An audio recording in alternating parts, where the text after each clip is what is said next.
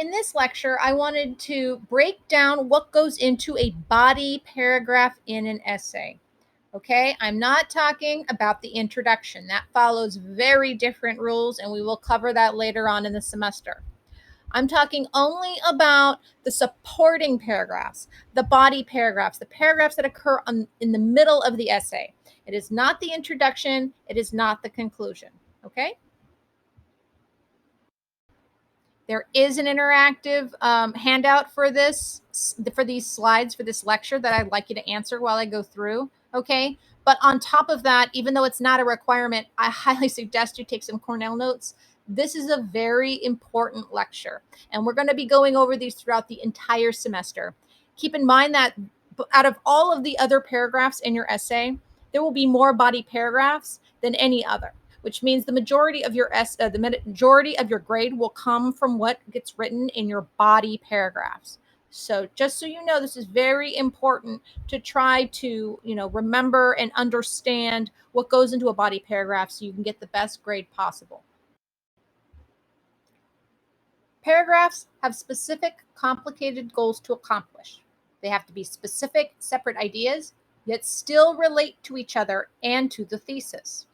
They have to stay on topic, but not be repetitive. They have to use examples, but avoid simple plot summary.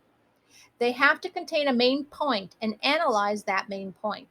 How is it possible to do this? And is there some easy way to organize a paragraph? Maybe. Here's an analogy that some students have found useful. Think of a sandwich. To be a sandwich, you have to have 2 pieces of bread, whatever kind, and stuff in between it, right? So here's what you would put in a paragraph sandwich. So the paragraph sandwich has 3 elements. A point, which is a topic sentence. That is 1 to 2 sentences telling the reader what the main point of the paragraph is. Okay? And that's at the very beginning of the paragraph. The second thing that goes in between the point and the end of the paragraph is an example, what I call an illustrative example, or what other people call evidence.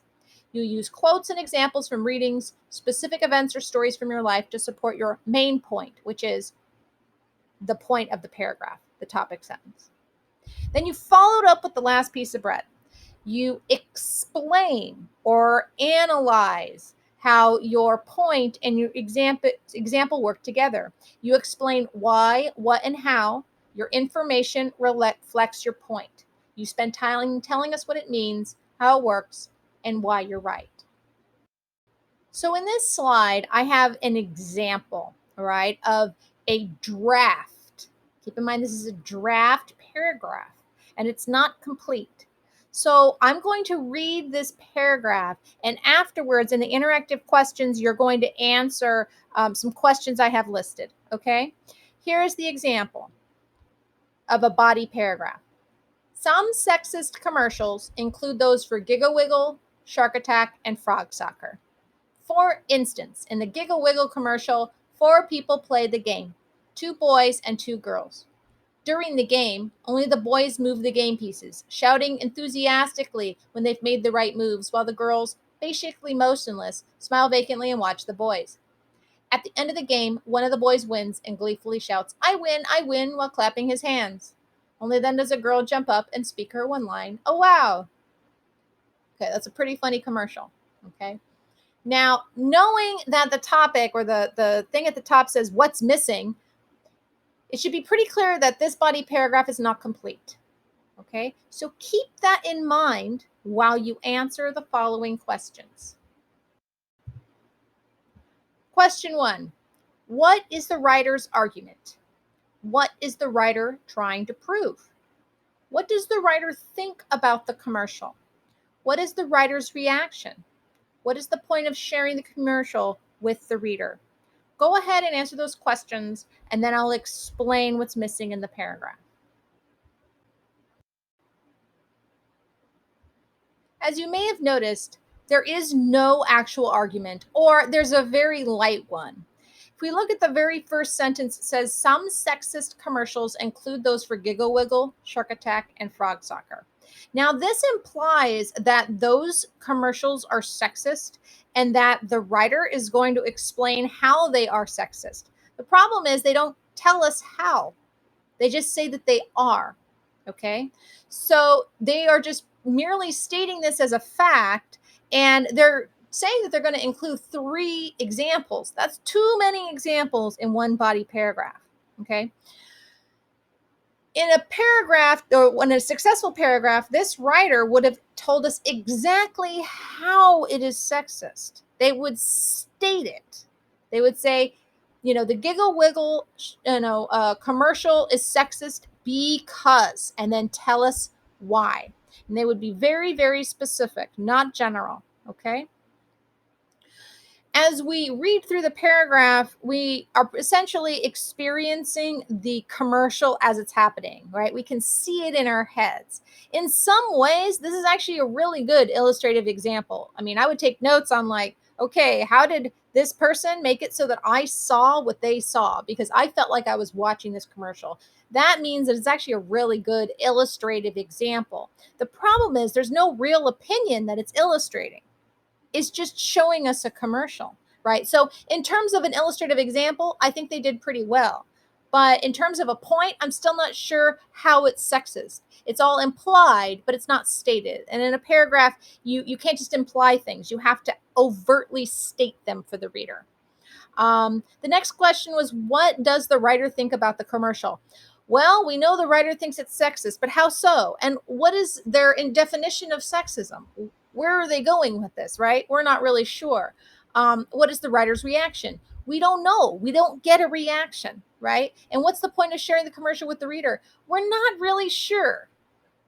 I mean, essentially, it seems as if the point is, here, I found a sexist commercial. You watch and you tell me, right? Well, you don't want to do that in an essay. You don't want the reader to say, "Oh, well, here's my opinion," right? You want them to adopt your opinion. And if you don't, give your opinion and break down the steps you went through to get to your opinion, right? It's going to be really hard for your reader to agree with you.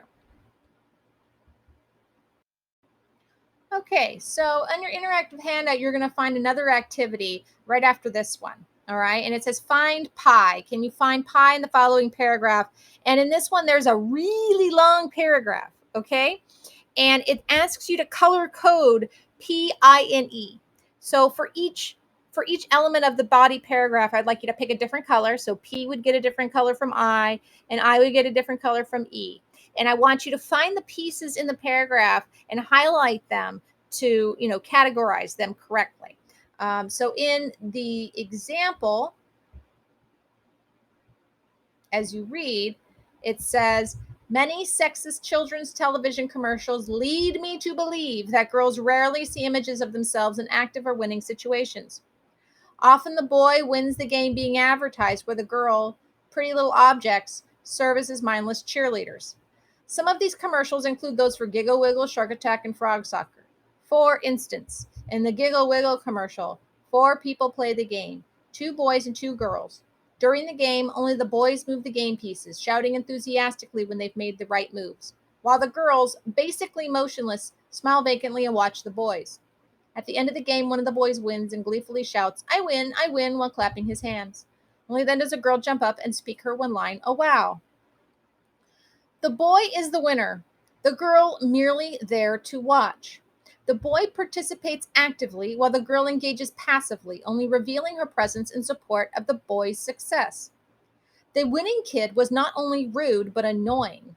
In this commercial, as in others, the girls were not the central characters but part of the support network for the winners, the boys. In fact, I never saw a girl win a game in any of the children's commercials I viewed. These subtle statements in commercials can make a person think that it's okay to be sexist when in fact it is not. Since so many children watch TV and since they are just beginning to learn gender roles, they are especially vulnerable to these sexist messages and can consequently internalize sexist attitudes towards others and themselves. Girls grow up believing that only boys can play and win exciting games, while boys learn that girls must wait, watch, support, and celebrate the boys' achievements. In essence, getting to play is a gendered privilege. So go ahead, highlight what you think is a point, highlight the text you feel is an illustrative example, and highlight the text you feel is analysis or explanation. Okay, now that you're done highlighting the point, the illustrative example, and the explanation, let me break down what I think are PINE. All right. So in this example, the very beginning should start with a topic sentence. All right. This one says, many sexist children's television commercials lead me to believe that girls rarely see images of themselves in active or winning situations. All right, so I'm going to go ahead and I'm going to highlight that. I don't know, teal, right? This sentence is implying that children's commercials don't see images of themselves and are therefore sexist. Note how they say why, right? They don't just say this is a sexist commercial. See here, look for yourself. They don't do that. They say this is a sexist commercial and this is why it's sexist and who it's sexist to, right? I mean, it could have been sexist to the boys. In the second sentence, it says often the boy wins the game being advertised while the girls' pretty little objects serve as mindless cheerleaders. Okay, so this could go either way. This could be part of the topic sentence. In this way, the author is previewing the point they're going, or the illustrative example they're going to give. They're like, "Hey, I'm going to show you how exactly this is sexist and how it's going to play out in that example." Okay. So in this way, they now have a 2-sentence topic sentence. And you can do that. You can have more than one sentence as your topic sentence. This one just gets a little bit more specific in the second sentence. Okay. Then the middle part should look familiar. Some of these commercials include those for Giggle Wiggle, Shuck Attack, and Frog Soccer. And then we get to see the whole commercial. Note that it's a good example. It's good because it's got detail. You can see the commercial playing in your head. That's a good illustrative example. That's a good command of language to be able to paint a picture in the reader's head like that so well that you see the commercial happening as you read. So this whole example, I would highlight and call that the illustrative example. The key is to know where it ends, right? Well, when I'm reading it, while clapping his hands, only then does a girl jump up and speak her one line. Oh, wow. The boy is the winner, the girl merely there to watch. Ah, okay. So I'm going to end it here like it was in that previous example. And this will be our illustrative example. Okay. And I'm going to make that yellow. Everything below it should be explanation. Now, why did I stop it there? What's the difference between an illustrative example and explanation? The illustrative example is just a fact. It's unchanging. It's just the commercial. They're just showing you a visual representation of something that cannot change. Okay? But the next sentence, the boy is the winner, the girl merely there to watch, is an interpretation, right? Someone else could interpret that commercial in a different way. They may, quote unquote, see it a different way. All right? Maybe the girl is not just there merely to watch, right? Maybe someone else could see that commercial and say, no, that girl is part of the support network for the boys. Then the boys can't figure the games out on their own. I don't know, right? But note how this is an opinion. This is a reaction to a fact, to a description, to a commercial. When it becomes a reaction, when it becomes an interpretation, an opinion from an author, that's when you know it's no longer the illustrative example. They've now moved into analysis where they're going to break down their thinking and their opinion. Okay, so that's why I'm going to highlight the rest of this purple. And that's to note that it is all explanation. Okay, things to look for. Note that the explanation is almost, but probably twice as long as that illustrative example. Your analysis should be longer, much longer, at least twice as long as your illustrative example, okay? Because it is more important than your example. Examples are great. I mean, we need them to understand your point, but it's more important that you break down where your logic went in order to get to the point that you got to, okay? Because that's the point of the essay. The point of the essay is not just throw a bunch of examples at your reader that will magically add up to them adopting your opinion. It's to serve you. It's to help the reader, but it's also to help you convince the reader that you are correct in some way, or that your opinion is valid in some way, and then you follow it up with an explanation of, where you got your ideas, what's the background, where are you coming from, what is your interpretation of this, revealing that all to the reader. And in a way, you're kind of guiding the reader to see it the way you see it. They're following your logical steps to come to the same conclusion that you made by writing the essay.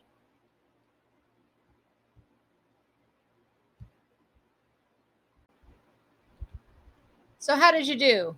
How, did you correctly identify each piece of the paragraph as P-I-N-E? If not, that's okay. Sometimes we just revise our understanding and we move forward. If you're still confused, do not hesitate to ask a question in that question forum, or come during office hours, or see a tutor. Okay. But I highly encourage you to come ask me questions, because I will break that down for you even more if you need more help, or you don't quite understand why I made the choices that I made. So next, I would like to talk about an example that might end up in your essay. What would a pie paragraph look like in response to the essay prompt that I've given you? It's important not to copy my work, okay? And this is just one example of many different types of answers that you're going to get and that you might have in the essay. I am not saying I actually even support this opinion. I just wrote an opinion, okay, as an example of what it might look like in your essay. So in this example, I've got a topic sentence. The topic sentence is an argument, okay? It answers the task on the prompt, all right? So keep that in mind as I read. The topic sentence, or the point for this body paragraph, is the purpose of college is to prepare students for the workforce, which is why college is so expensive. If the purpose of college wasn't to get a good paying job, I wouldn't be able to pay off all these loans. All right. So note how it is 1 to 2 sentences long. And this one is 2 sentences. It answers the main question on the prompt, which is, what is the purpose of college? Right? And then it goes on and it answers why or how so. Okay? Why is it expensive? Well, because you're going to get a good paying job as a result, right? How so? Well, how would I be able to pay all these loans if I didn't get a good job by the time I was done, right? So note that some of you might think, wow, this is a really specific point. How am I going to write more later? Believe it or not, although it goes against, maybe your basic understanding of how writing works, the more specific you are, the more you actually can say. The more vague you are, the less you can say. If you're really broad and vague, you never figure out what it is you're truly, what your true opinion is, right? You essentially what they call grabbing at straws, to get an idea across to the reader. But if you're really, really specific, right, you can talk a lot more specifically about what your opinion is, where it might go, what an example might be. You can say a lot more when you're specific than when you're vague. So one rule that you might be learning right now about the topic sentence is how specific it actually is, because it is quite specific. Okay, so with that point in mind, let's look at the example a student might give to support their opinion. Their illustrative example is, my major is accounting. Because I'm good with numbers, and entry-level positions pay between 45,000 and 80,000 a year. I chose this major because it will directly result in a job right out of college, one of the few majors that do. Otherwise, I wouldn't bother to accrue $60,000 in debt. Note how this example illustrates and provides a specific example that supports the point, the topic sentence, which is the purpose of college is to get a job. And they mention loans and they mention how much they're going to get paid, right? So this example is supporting, it's illustrating, right, their point of view. It is specific. Note that the numbers are very specific, $45,000 to $80,000. Note how it's an entry-level position, okay? Not like a manager or something that takes, training and time at a job to be able to get. They reveal their major, and it's a specific major. It's accounting. It doesn't just say my major is math, right? It's too vague, right? We want to be more specific. They are even more specific on how much debt they probably will accrue, right, over time. So it includes specific details like how much an accountant makes out of college and how much debt they may accrue to earn their bachelor's degree.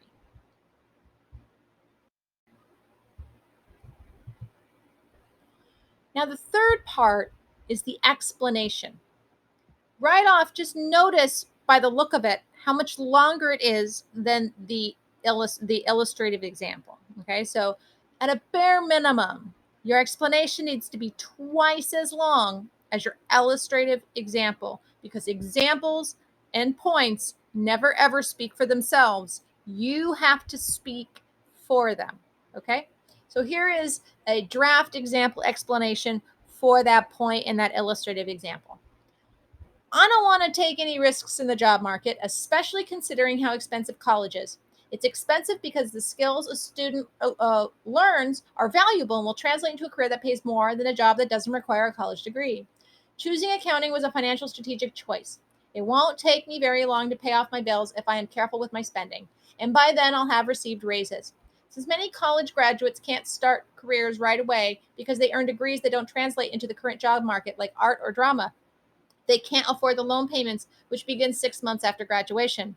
My decision to come to college is practical and money driven. I'm surprised students invest so much money in majors like that because they won't get an adequate return on the investment. Okay. So, again, this isn't my opinion. I just needed to be opinionated to give you an example. Okay. But I'm not sharing my personal opinion on this topic. This is just a sample opinion that a student may have. Okay. So this explanation is at least twice as long as the illustrative example. It refers back to the example and applies the writer's opinion. So note how they didn't run away from the example and never mentioned it again. They did mention the example again. They talked about the detail about their major, what they were majoring in, and how much they were making, and how that applies to their understanding of what the purpose of college is to make money, and that relationship to the cost of it. Okay, so when you have a point and an example, they need to work together, and you need to be able to, in your explanation, explain that connection. Okay. One other thing that you might want to keep in mind is that I'm using the word I. You may have been told in the past that you shouldn't use I in an essay. And I will say that in the future, college teachers may tell you to do that. They will say, don't use I. But for the purposes of my class and my teaching, I like I. I use I's in my own essays, and I encourage you to use them as well. Okay. Now, that might lead to redundant writing. You might say, I think. Well, there's no reason to say, I think, because everything you write is what you're thinking, right? So you might want to be careful and not, overuse it, or at least, use it redundantly. But I do expect you and think that you will use I in your essays, because a lot of your examples will come from your experience, and it would be very odd to try to remove the I from your own experience. Okay. And lastly, in that little bubble at the bottom, it says it explains the relationship to the future salary and accrued loans mentioned as the whys and hows of the point. So, another way to think about an explanation is that it's prompting you to ask how, what, and why of yourself. How is this the purpose of college? What does loans have to do with anything? Why an accountant? How come you need a good job to pay off these loans, right? It's answering these questions over and over again for the reader so that by the time they finish the paragraph, they shouldn't have any questions. So, what does this paragraph look like altogether? Well, here it is. This is a complete pie paragraph that you could put in an academic essay, and in fact would be an adequate paragraph in response to the essay prompt that you'll be writing on over the weekend. Okay, here is the paragraph. The purpose of college is to prepare students for the workforce, which is why college is so expensive. If the purpose of college wasn't to get a good paying job, I wouldn't be able to pay off all these loans. My major is accounting because I'm good with numbers, and entry level positions pay between $45,000 to $80,000 a year. I chose this major because it will directly result in a job right out of college, one of the few majors that do. Otherwise, I wouldn't bother to accrue $60,000 in debt. I don't want to take any risks in the job market, especially considering how expensive college is. It's expensive because the skills a student learns are valuable and will translate into a career that pays more than a job that doesn't require a college degree. Choosing accounting was a financial strategic choice. It won't take me very long to pay off my bills if I am careful with my spending, and by then I'll have received raises. Since many college graduates can't start careers right away because they earn degrees that don't translate into the current job market, like art or drama, they can't afford the loan payments, which begin 6 months after graduation. My decision to come to college is practical and money driven. I'm surprised students invest so much money in majors like that because they won't get an adequate return on their investment. Note how this is very opinionated. It is supposed to be. Okay. Your essays should be your opinion, they should be arguments. All right. And you should already know that some people are not going to agree with you. I don't necessarily even agree with this point of view. And I wrote this paragraph, right? If you have read my bio on the introduction forum on Canvas, you'll see that I actually do have one of these degrees that this mythical person claimed was, worthless. And that's okay. I mean, that was the opinion that I, came up with at the time, right? But my degree is in creative writing, right? It is an art degree, and I did have a lot of loans to pay off as a result. So I don't necessarily agree with this point of view. But if I don't agree, I would have to follow it up with uh, a paragraph that responds to this one, right? Or keeps this in mind as I'm trying to get my point of view across. I know this is really confusing because I wrote this one and then I'm also not even agreeing with the one, but you get what I'm trying to say. Anyway, I hope this was helpful in seeing how you might respond to the prompt. But please do not just copy what I said here, okay? Because that would be plagiarism. You have to come up with your own points and your own opinions, okay? Let's reflect on everything that we've learned so far in this lecture. In your interactive handout, I would like you to answer the following questions. I want you to select one paragraph that you have outlined for your essay. You did this in a previous lecture where you did the writing steps or the writing process, okay? So, or you may have revised your outline by now, I don't know, but just take a look at your outline.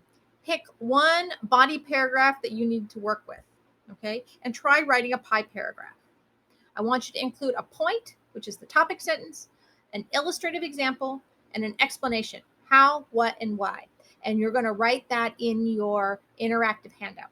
Okay?